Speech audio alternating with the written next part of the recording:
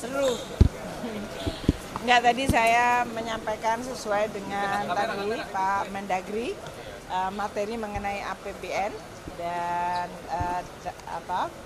peranannya terhadap pengelolaan keuangan negara, APBN dan APBD terhadap pembangunan, terutama pentingnya adalah mengolah untuk mendukung tujuan-tujuan nasional, apakah itu dari sini. Mereka juga banyak pertanyaan-pertanyaan spesifik mengenai daerah-daerah seperti formula dana bagi hasil, proyek-proyek infrastruktur yang ingin tetap dijalankan, dan juga aspirasi-aspirasi lainnya. Gitu ya.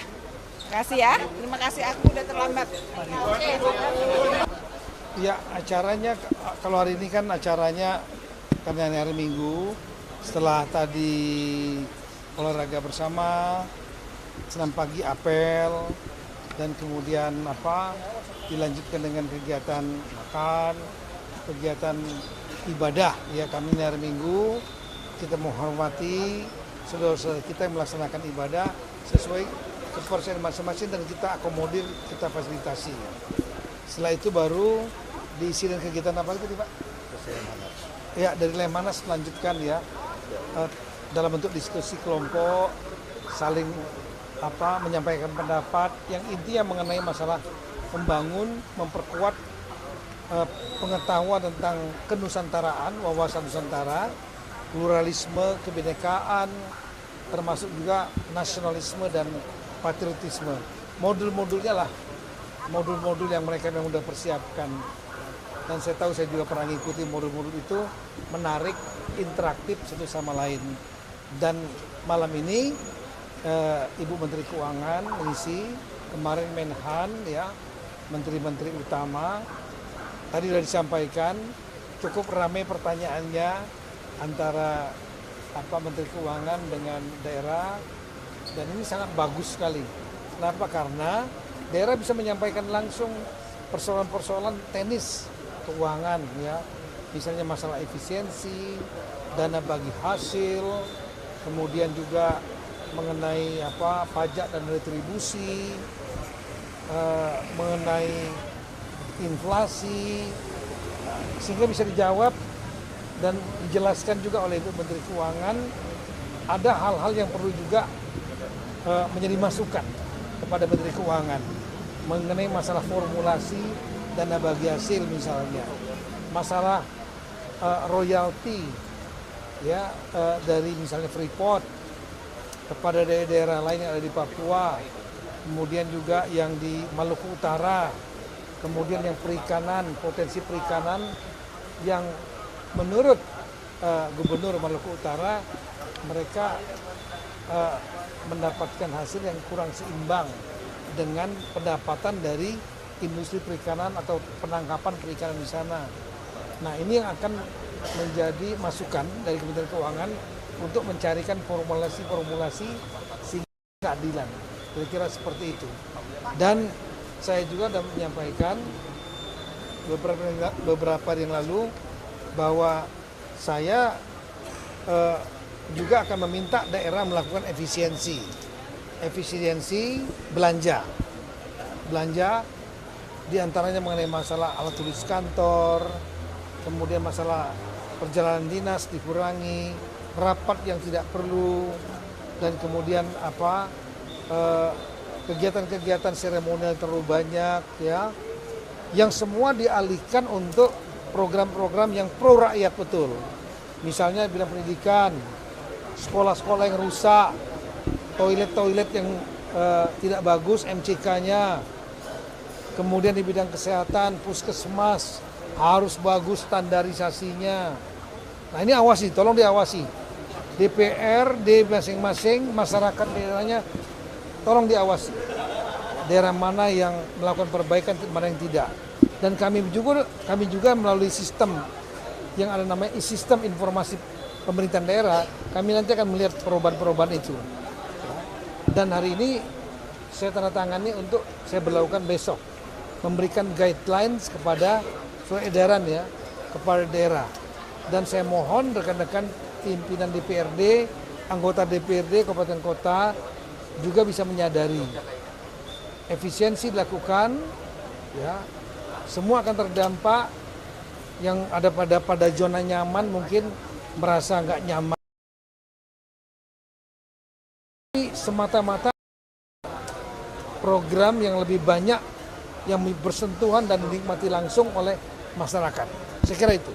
Pak, itu siap tadi di surat edaran ini Ya. juga diambil dari aspirasi-aspirasi kepala daerah mendengarkan hal ini. Dari pengalaman kita itu dari petunjuk yang poin-poin dari Kementerian Keuangan itu ada 9 atau 10 poin ya.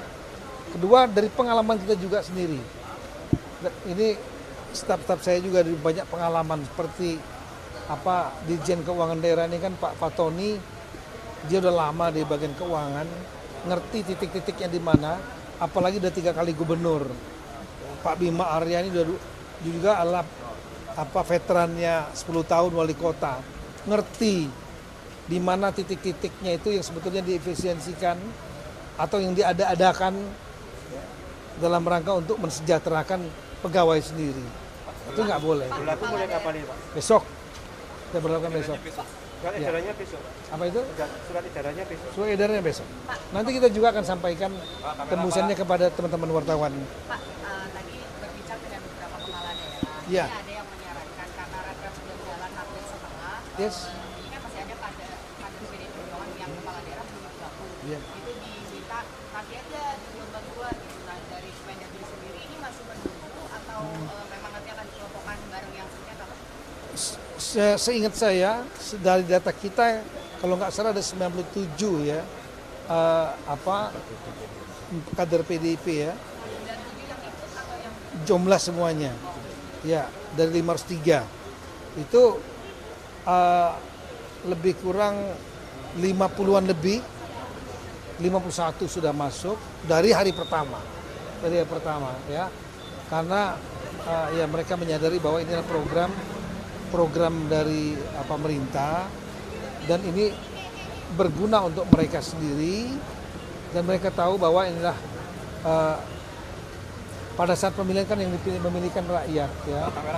Tanggung jawabnya adalah kepada rakyat utamanya. Saya sudah sampaikan tadi siang, partai itu hanya kendaraan ya. Partai memberikan blessing untuk maju. Tapi ketika menjadi kepala daerah bukan karena dipilih oleh partainya, tapi dipilih oleh rakyatnya. Oleh karena itu ya kehadiran ini akan untuk kepentingan rakyat, mengharmonisasikan. Coba lihat, tanyakan pada rekan kepala daerah, antusiasmenya luar biasa dan mereka betul-betul bisa bertemu. Saya malah perintahkan untuk semua gubernur bertemu, berkumpul dengan para bupati wali kota yang ada di provinsi itu, supaya saling kenal aja. Bayangkan kalau seandainya nggak saling kenal. Jadi tempat ini menjadi tempat awal mereka saling mengenal, bahkan mungkin berbicara sudah mulai substansi. Apa yang penting perlu kita lakukan di provinsi kita. Nah kalau yang nggak hadir kan rugi. Mereka nggak menjadi bagian itu. Mereka nggak punya kesempatan, momentum mengenal satu sama lain yang bisa dalam posisi cair. Jumlah kepala daerah ini 503 saat ini yang ada. 1 hari nggak akan cukup untuk mengenal satu sama lain. 2 hari nggak cukup, 3 hari nggak cukup. Ya. 7 hari lumayan untuk saling kenal, tukar menukar WhatsApp, saling kenal secara personal. Itu perlu waktu dan ini mungkin akan sulit terulang kembali. Nah oleh karena itu saya tahu dalam beberapa waktu ini akan ada lagi yang akan bergabung, ya.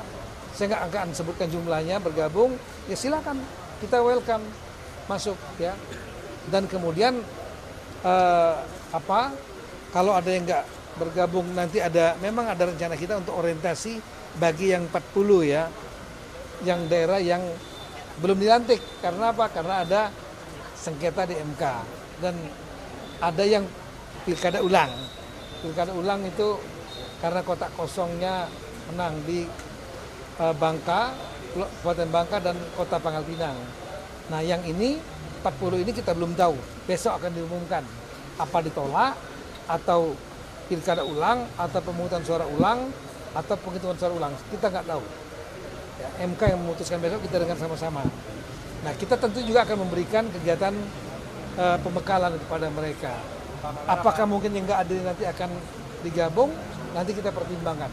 Sangat lihat situasi nanti. Tapi nanti yang untuk yang lain konsepnya akan sama di Nggak bisa. Nggak akan konsepnya seperti ini. Karena apa konsepnya nanti kita akan menggunakan konsep seperti yang lama. Yaitu mereka mungkin ke BPSDM di mana? Di Kalibata yang tempat diklatnya punya Kemendagri. Dan setelah itu kita akan berikan isikan materi. Jadi nggak akan sama seperti di Magelang. Magelang berbeda karena gabung jadi besar. Yang kedua materinya juga adalah gabungan dengan Nemanas. Yang ketiga tempatnya waktunya cukup, tempatnya nyaman, informal, tidak di hotel, tidak di tak di dalam tenda, tidurnya sama-sama. Itu akan sulit sekali menemukan momentum seperti ini. Itu yang saya sampaikan tadi siang. Yang nggak datang, nggak gabung, nyesel sendiri nanti, rugi sendiri. datang di tengah-tengah mempengaruhi nanti penilaian nggak Pak? Kan kehadiran 90%. Ya, kita akan bedakan nanti sertifikatnya. Yang 90% sertifikatnya lulus. Yang datang ke tengah-tengah, kita berikan sertifikat telah mengikuti. Yang datang besok Pak? Apa itu? Yang datang besok? Ya silakan. Kita welcome untuk Sertifikatnya bergabung. apa, Pak? Telah mengikuti saja. Nggak ada kata-kata lulusnya. Ya, sebagai apresiasi saja. Ada kepala daerah yang masuk rumah sakit Pak, update seperti Ya, apa? ada. Pak? Ada berapa orang Pak? Nah, ini mungkin yang beritahu Pak Wamen mungkin yang lebih paham ya. Ya. Ada 3. Nanti Ada 2 yang dirawat, 1 rawat jalan. Ya. Itu aja Pak. Ya. Sebagai yang sakit mau dijelasin dulu. Iya, ini kelelahan saja. Situasinya kondisinya masih baik ya. 1 tadi sudah pulang lagi, hanya sekedar ditambah vitamin C. Yang 2 kondisinya tensinya naik, jadi harus observasi. Jadi tapi masih kondisinya masih relatif stabil dan baik. kondisi baik relatif Ya, stabil. Tapi kan kita nggak mau ngambil risiko. Ya. Kita tidak ingin dalam retreat ini ada yang dipaksa kemudian sakit, ya nggak mau. Karena yang paling utama retreat ini kesehatan nomor satu. Baru yang kedua materi dan pengenalan satu sama lain. Jadi ketika melihat kita ada yang nggak enak badan dikit, jangan ambil risiko, istirahat aja. Kalau istirahat di tenda nggak cukup, istirahat di rumah sakit. Kira-kira gitu. Terima kasih.